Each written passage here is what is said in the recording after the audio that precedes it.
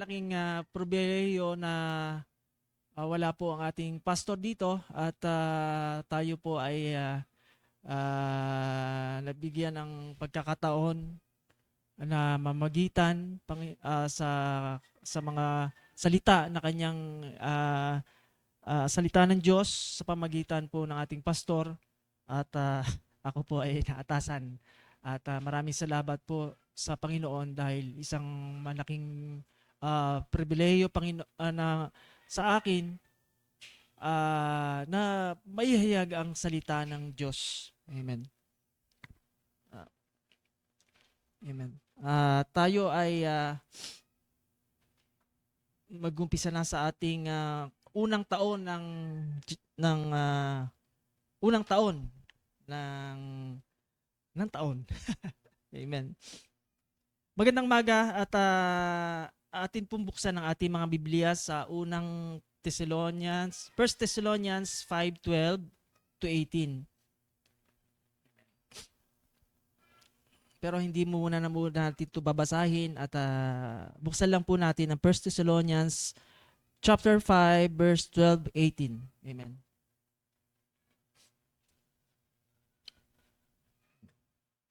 Ating po introduction. Nakaraang linggo, tayo ay puno ng saya at kagalakan na nagkaroon tayo ng pagkakataon upang sambahin ang Panginoon kasama ang ating mga kapatid sa TBC, Tipanang Biyaya Community.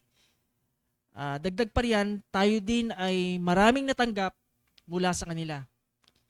Ngunit higit sa lahat ng iyon ay ang salita na ipinangaral para sa bawat isa sa atin.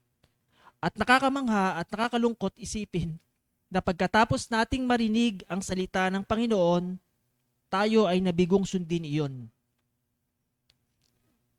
Siguro matatandaan ninyo, pagkatapos kong sabihin na may halagang ibibigay para sa bawat isa para sa ating hapunan, ay pabiro niya nasabi na wala man lang akong narinig na pasalamat. Amen. Nakakatawa man pakinggan. Ngunit isa iyon sa pagpapakita kung gaano tayo kahina sa pagpapasalamat sa Panginoon. At ito ay isang bagay na hindi dapat natin isawalang bahala dahil ito ay kasalanan. May nabasa ako na ang hindi pagiging mapagpasalamat o ang pagiging walang utang na loob ay isa sa pinaka-tolerated na kasalanan. At ito ay hindi nakakatawa bagkus ito ay nakakatakot. At kung ito ay nakikita sa atin, at sa katunayan, nakita ito sa atin last Sunday, tayo ay nararapat na mag-depend mula sa ganitong kasalanan. Kung inyong matatandaan, last Sunday, inihayag na ang pagiging walang utang na loob ay isa sa mga katangian ng mga taong tumatalikod sa pananampalataya sa mga huling araw. Kaya sa pagsisimula natin sa taong ito, ang unang salita para sa atin sa unang araw ng Panginoon ay isang malaking pagtutuwid at seryosong pagsaway sa atin. Sa makatuwid, dapat natin itong bigyan ng higit na halaga, mapagkumbabang tanggapin at isabuhay dahil ang pagpapasalamat ay kalooban ng Diyos para sa atin. Ito ang ating matutunan mula sa salita ng Diyos. Ating buksan at basahin ang salita ng Diyos mula sa 1 Thessalonians chapter 5 verse 12 to 18. Tayo ay tumayo at sabay-sabay natin basahin ang salita ng Diyos.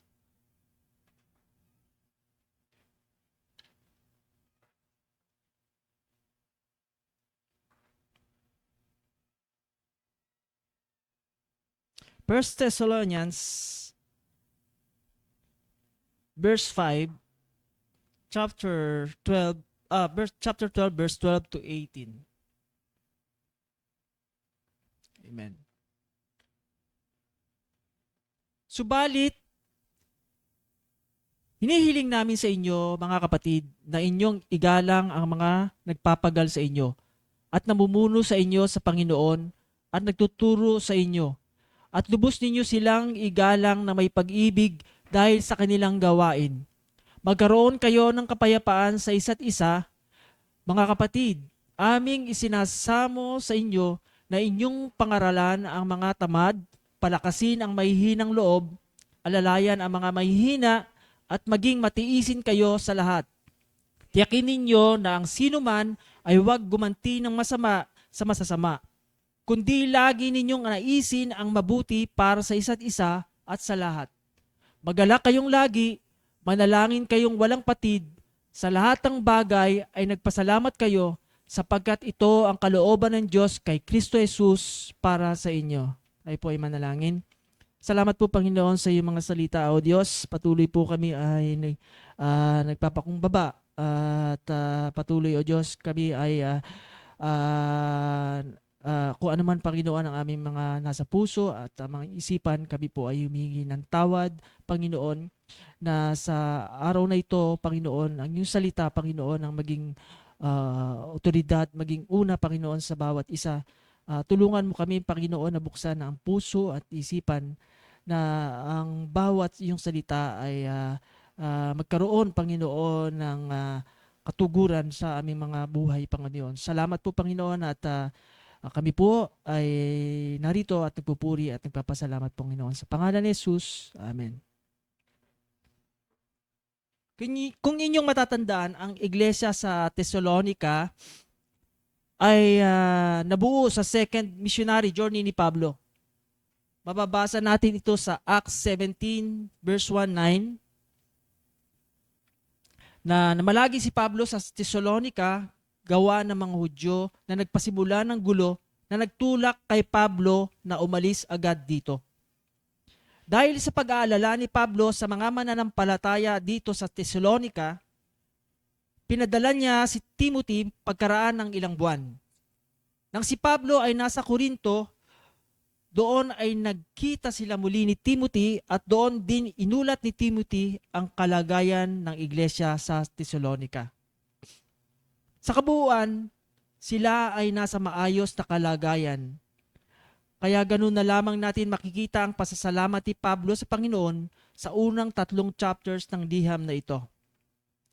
Ngunit may mga concerns din sila na kailangan itama at iyon ay makikita natin sa 2 huling chapters. Ang mga iyon ay patungkol sa mga mangyayari sa mga namatay na nakasamahan nila. Iniisip nila na dahil namatay na sila bago umalik ang Panginoong Yesus, ay hindi na nila natatamasa ang mga pangako. Ito ay nagdulot sa kanila ng pighati na para bang wala silang pag-asa. Sinagot din ni Pablo ang tanong nila kung kailan babalik ang Panginoong Yesus. Itinama din ni Pablo ang mga mananampalatayang hindi na nagtatrabaho dahil umaasa na lang sa tulong ng mga kayang mananampalataya. At panghuli, pinalakas at binigyan nila ng mga instruction kung paano mamuhay at magpatuloy sa kabila ng pag-uusig ng kanilang dinaranas dahil sa kanilang pananampalataya. At sa isa sa mga instruction na yon ay ang ating bibigyan ng focus at ito rin ang mensahe sa atin sa umagang ito. Sa 1 Thessalonians 5:18, sabi dito, sa lahat ng bagay ay magpasalamat kayo sapagkat ito ang kalooban ng Diyos kay Kristo Jesus para sa inyo. Una na dapat nating tandaan na ang sinabi dito sa lahat ng bagay ay hindi nangangahulugan na ang lahat ng bagay ay pagpapasalamat natin. Upang mas maunawaan, magbibigay ako ng mga halimbawa. For example, meron kang kilala na babae na rape o may relative ka na matanda na unti-unting namamatay dahil sa cancer o may mga kaibigan kang nagpakamatay, ang mga ito ay hindi mo dapat ipagpasalamat dahil ang mga iyon ay masasamang pangyayari at hindi tayo inuutusan ng talatang ito na magpasalamat para sa kasamaang iyon. Mali na katuruan iyon at ang maling pag-iisip na ito ay nagbibigay ng labis na bigat para sa isang tao. Maganda pakinggan, ngunit hindi ito biblikal, ni hindi rin makatotohanan. Hindi rin ito nangangahulugan na ang magagandang bagay lang ang ating dapat ipagpasalamat. Kung ganun, ano talagang ibig sabihin nito? Makakatulong kung titingnan natin ang English translation nito. Hindi sinabi ni Paul na magpasalamat o about everything. Bagkus ang sinabi niya ay magpasalamat in everything. Ibig sabihin nito, kung ano man ang sitwasyon na meron tayo, maganda man o hindi, ay meron tayong dahilan para magpasalamat. Ulitin ko po, kung ano man ang sitwasyon na meron tayo, maganda man o hindi, ay meron tayong dahilan para magpasalamat. Kung babalikan natin ang babaeng na-rape, hindi natin ipagpapasalamat na na-rape siya. Pero maaari pa rin tayo magpasalamat dahil sa lakas na ibinigay sa kanya ng Diyos upang ipaglaban ang hustisya habang natutulungan din ng ibang katulad niya na dumadanas ng parehong sitwasyon. Habang nagluluksa tayo dahil sa patuloy na panghina ng katawan ng ating kamag-anak dahil sa kanser, maaari tayong magpasalamat sa Diyos para sa mga gamot na tumutulong sa Kanya upang hindi mahirapan. Bagaman nakakalungkot isipin na may mga nagpapakamatay, pero maaari nating pasalamatan ng Diyos dahil tayo ay may buhay ng pag-asa. Na bagaman maaari din tayong hindi maging stable sa ating pag-iisip, may inaasahan tayong kaligayahan at kapayapaan sa piling ng Diyos. Kaya tandaan po natin na magpasalamat sa lahat ng bagay dahil anuman ang sitwasyon na meron tayo, maganda man o hindi, ay meron tayong dahilan para magpasalamat at iyon ay dahil lang sa biyaya ng Diyos. Pangalawa na dapat nating tandaan, ang tense ng verb na magpasalamat kayo sa unang Thessalonians 5:18 ay nasa present tense. Ibig sabihin nito, ito ay dapat nagpapatuloy, dapat palagi at hindi nahihinto. Sa mga tweed, ang mga utos ay patuloy tayong magpasalamat. Ulitin ko po, ang utos ay patuloy tayong magpasalamat. Bagamat ang pagpapasalamat ay tugon ng puso sa biyaya ng Diyos. Gaya ng nasabi ko last Sunday, ngunit dito ay pinapaalalahanan tayo na ito ay isa ring utos. Makinig kayo ng mabuti, ito po ay isa ring utos. At isa sa mga maaring dahilan ay dahil tayo bilang tao ay hindi pa naluwalhati. Kalikasan natin na hindi nagpasalamat lalo na sa mga hindi magagandang bagay. Halimbawa, may isang bata dahil sa kalikutan ay nadapa at minsan dapat tahiin yung sugat. Nakakita na ba kayo ng bata na nagpapasalamat sa doktor pagkatapos tahiin ang sugat niya?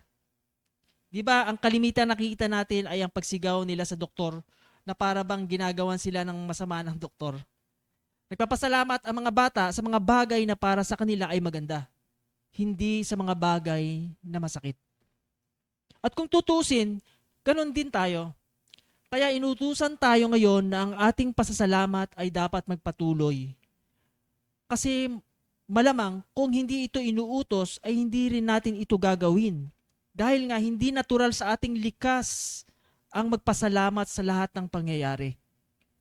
Ngunit bilang mananampalataya, ang ganitong katangian ay nararapat na lumalago sa atin bilang tayo ay mga binuhay ng muli. Kung ang bata hindi niya nakikita ang magandang dulot ng pagtahi ng kanyang sugat, nawa hindi tayo maging ganon na hindi natin nakikita ang mabubuting idinudulot ng mga sitwasyon na meron tayo. Dahil totoo po na ang lahat ng sitwasyon na meron tayo ay para po sa ating ikabubuti. Ito ang ikatlong bagay na dapat nating tandaan. Sabi sa talatang ito, ang kalooban ng Diyos kay Kristo Jesus para sa inyo. Kapag tayo ay na kay Kristo, ang mga nangyayari sa ating buhay ay hindi na laban sa atin. Dahil ang kalooban ng Diyos kay Kristo Jesus ay para na sa atin. Ano man ang ating kalagayan, iyon ay gumagawa para sa ikabubuti natin. Para po ito sa kabubuti natin. Narinig niyo po ba yun? Sa lahat ng tao, tanging ang mga nasa kay Kristo lamang ang may ganitong matibay na katiyakan. Ano man ang ating maranasan ay nangyayari para sa ating ikabubuti hindi upang tayo'y saktan. Ito ay isang katotohanan ng maaari nating ipagpasalamat sa Diyos kahit tayo ay nagdadalamhati o nasasaktan. Binabago nito ang pananaw natin sa ating sarili. Mula sa pagiging biktima ng buhay tungo sa pagiging minamahal na mga anak ng Diyos, tinutulungan din tayo nitong manawaan na ang mga masasakit na karanasan, gaya ng pagtatahi sa sugat, ay hindi bilang kalupitan, kundi bilang pag-aalaga na nagdudulot ng kagagalingan. Kapag nakita natin na yung pagtahi pala ng sugat natin ay hindi para saktan tayo, bagkus upang gumaling tayo, malamang magpapasalamat tayo habang tinitiis ang sakit ng pagtahi. Nakikita niyo po ba yun? Dagdag pa doon, ipinapaalala rin ito sa atin na ang mga paghihirap sa buhay na ito, bagamat totoo ay mabigat, ay hindi ang huli nating kalagayan, kung kaya ang pasasalamat ay maaring umagos kahit sa gitna ng pinakamahirap na panahon. Sa makatuwid dito sa 1 Thessalonians 5:18, hinahamon ng Apostol Pablo ang mga Kristiyano na magpasalamat sa lahat ng kalagayan. At pinagtitibay niya ang kahalagahan ng utos na ito sa pamamagitan ng pagsasabing, sapagkat ito ang kalooban ng Diyos kay Kristo Jesus para sa inyo. Sa ganitong pananalita, pinapaalala ni Pablo kung gaano kasentro ang pasasalamat sa buhay Kristiyano. Mga kapatid, ito ay ang pasasalamat sa Diyos ay sentro sa ating buhay bilang mga Kristiyano. Ang pagiging mapagpasalamat ay hindi isang option para sa bayan ng Diyos. Ito ay bahagi ng pinakabuod at araw-araw na pamumuhay ng bawat mananampalataya. Pero ang tanong, kung ang pagpapasalamat ay ang tugon sa biyaya ng Diyos, tayo bilang mananampalataya, bakit madalas ang napapakita natin ay ang pagiging walang utang na loob? Gaya ng nabanggit ko kanina na nangyari last Sunday, saan ba ito nag-uugat? Kailangan natin itong malaman. Bahagi ng sagot ay makikita sa huling utos sa Ten Commandments, kung saan sinabi ng Diyos, huwag kang mag-imbot. Sa madaling salita, huwag mong pagnasahan ang hindi sayo. Siguro maaring isipin natin na hindi ito gaanong mahalaga dahil huli ito, o isa lamang ito sa 10 utos. Ngunit sa katunayan, ang utos na ito ang kumukumpleto sa kautusan ng Diyos. At inahayag nito ang isang malalim na katotohanan tungkol sa puso ng tao.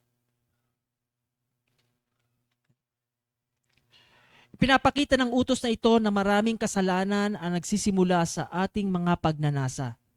Sa makatuwid, madalas na nanoroon sa pagnanasa tuwing nilalabag natin ang alinman sa mga utos ng Diyos. Maliwanag ito sa kasulatan.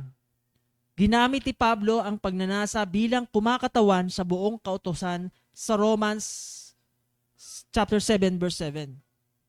Inilarawan niya ang kasalanan bilang pagnanasa ng laman na sumasalungat sa Espiritu sa Galatia 5:17. Ipinaliwanag naman ni Santiago na ang mga alitan, pagtatalo, at maging ang pagpatay ay nagmumula sa masasamang pagnanasa sa loob natin. Sa Santiago 4:2, lahat ng ito ay nagtuturo sa pagnanasa o pag-iimbot bilang ugat. Ipinapakita nito na kapag tayo ay sumusuway sa Diyos o namumuhay ng walang pasasalamat sa Kanya, ang problema ay hindi lamang ang ating mga gawa, kundi ang pagnanais nating ilagay ang ating sarili na mas mataas sa Diyos. Tuwing sinasamba natin ang ibang bagay, pinapabayaan ang pagsamba sa araw ng Panginoon at pagpapahinga. Tinatanggihan ang mga otoridad o nahuhulog sa kasalanang sexual. Sa lahat po ng mga iyon ay gumagana ang pagnanasa. Mas ninanais natin ang sarili nating kagustuhan kaysa sa kalooban ng Diyos. Sa gayon ding paraan, kapag sinusunod natin ang mga mahalaga sa mundo tulad ng paghingi ng kaginhawaan ayon sa sarili nating gusto, o ninanasa ang pag-aari ng iba, tayo ay nagkakasala ng pagnanasa o pag-iimbot. Sa gayon, dito ay nakikita natin ang isang mabigat na katotohanan. Ang pagnanasa o pag-iimbot ang ugat ng lahat ng kawalan ng pasasalamat sa Diyos. Tandaan po natin, para sa isang Kristiyano, ang kawalan ng pasasalamat ay hindi lamang kakulangan sa mabuting pag-asal. Isa itong kasalanan laban sa Diyos na hindi nag-atubiling ibigay kahit ang sarili niyang anak, kundi isinuko siya para sa ating lahat. Kapag tayo ay hindi nagpapasalamat sa Diyos, hindi natin siya tinatrato bilang Diyos na karapat-dapat na pasalamatan dahil nga ang lahat ay nagmula sa Kanya. Sa halip, inilalagay natin ang ating sarili sa pwesto na siya lamang ang may karapatan. Ang punto rito ay malinaw. Kapag tayo ay walang pasasalamat, kumikilos tayo na parang hindi mga Kristiyano. Para bang namumuhay tayo na tila walang Diyos at umaasta na dahil sa ating pagsusumikap, nakamtan natin na anumang meron tayo. Kaya gaya ng sabi ko kanina, ang kawalan ng pasasalamat ay kasalanang hindi dapat ipagsawalang bahala o hindi pagtuunan ng pansin. Tumatama ito sa pinakapuso ng pananampalatayang Kristiyano sapagkat tinatrato nito ang Diyos na para bang hindi siya Diyos. Narinig po ba niyan? Amen. At kapag naman may mga bagay na nangyayari na hindi kaaya-aya para sa atin, ang hindi pagpapakita sa bagay na maaari at dapat ipagpasalamat sa ganitong sitwasyon ay pagpapababa sa halaga ng biyaya ng Diyos na ipinagkakaloob sa atin. Ang ganitong aksyon ay hindi pagpansin sa napakalaking halaga ng kaloob na kaligtasan na ibinigay sa atin. Dagdag pa riyan, binabawasan ito ang kalahagahan ng regalo ng kaligtasan dahil binibigyan natin ng mas mataas na halaga ang mga bagay na hindi natanggap o nagtatamasa na siyang dahilan kung bakit naisip natin na ang sitwasyon na meron tayo ngayon ay hindi maganda. Mas pinibigyan natin ng focus ang mga bagay na wala kesa sa bagay na ibinibigay na sa atin. Sa ganitong paraan, minamaliit natin ang persona at gawa ng Panginoong Hesukristo.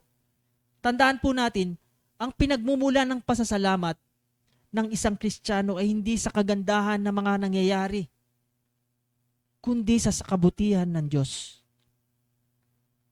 Nawa ay nakikita po natin ngayon kung gaano kapangit at kakakikilabot na kasalanan ang hindi pagpapasalamat o ang pagiging walang utang na loob ng Diyos sa Diyos. Ngayon, paano natin ito mapapagtagumpayan? Wala na po ibang sagot kundi ang pag-alala sa Ebanghelyo, sa magandang balita, sa pagliligtas ng Diyos. Kailangan nating linangin ang pasasalamat na nakaugat sa Ebanghelyo. Kapag tinitingnan natin ang lahat ng ginawa ng Diyos para sa atin kay Kristo, mayroon tayong walang katapusang mga dahilan upang ipagpalit ang ating paghihirap sa pasasalamat. Mga kapatid, kay Kristo, kayo ay niligtas mula sa kamatayan at binigyan ng bagong buhay. Pinagkaloob sa inyo ni Kristo ang bawat pagpapalang espiritual sa sangkalangitan. Ang lahat ng pangyayari sa inyong buhay ay tinalaga ng inyong mabuti, tapat at marunong na Ama. Kapag humaharap kayo sa mga pagsubok sa mundong ito, o kapag nawawala ng pag-asa na para bang ang hirap magpasalamat sa Diyos, tandaan ninyo na maaari kayong magalak sa inyong walang hanggang kayamanan na kay Kristo. Ito ay sapat na. Kaya po mga kapatid, ang utos sa atin ay magpasalamat sa Diyos sa lahat ng bagay. Ito ang kalooban niya para sa bawat mananampalataya.